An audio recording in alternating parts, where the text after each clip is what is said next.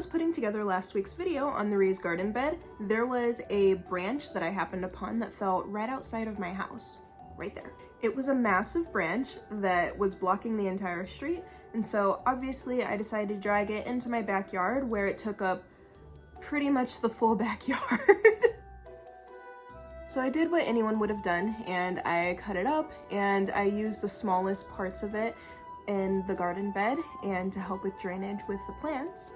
The branch gave me lots of staffs and wand bases to work with, and I've always wanted to do something like this because I've never really worked with woodworking before, but this was a perfect opportunity and it was free, so that's what we decided to do.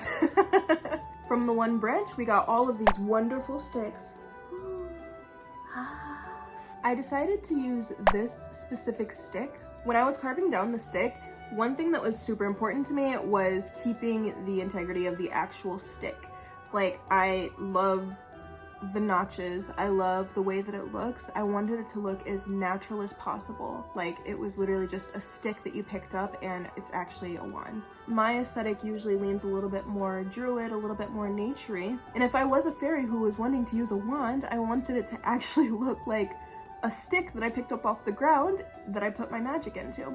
From there, sanding was pretty easy. I just took the little sanding paper that we had and I as much as I could. It was actually pretty fun. I realized that I would definitely want some sort of flowers or blooms growing from it. So, of course, I decided that I was going to drill some holes so that I could stick some fake flowers into it. Oh yeah, it's all coming together. It's all coming together, baby. I definitely wanted to have a lighter portion and a darker portion on this wand so that it kind of gave more of an appearance of a handle, even though I didn't carve one in. And I definitely wanted to keep the bark on there to keep that texture alive. I didn't want to get rid of the texture. I thought it was super, super cute. I realized after I had drilled the holes and done the first staining process that it needed to have a little bit of green to blend it in. Especially this bottom one, I needed that green to be apparent. It's very, very slight, but I put gold at the tip of it, as well as throughout. To get these flowers to stay in spot, look, they're not coming out. Look, this little guy's not coming out. He's stuck. These guys are stuck in here. So I just use E6000. I'm sure there might have been another way to really get it in there to stick, but I just used what I had on hand. This entire process was completely free. I already had everything for this. That's not something that you can say all the time when you're crafting.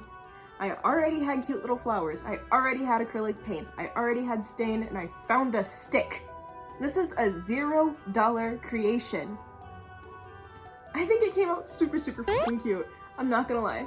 I think it came out really cute. Like,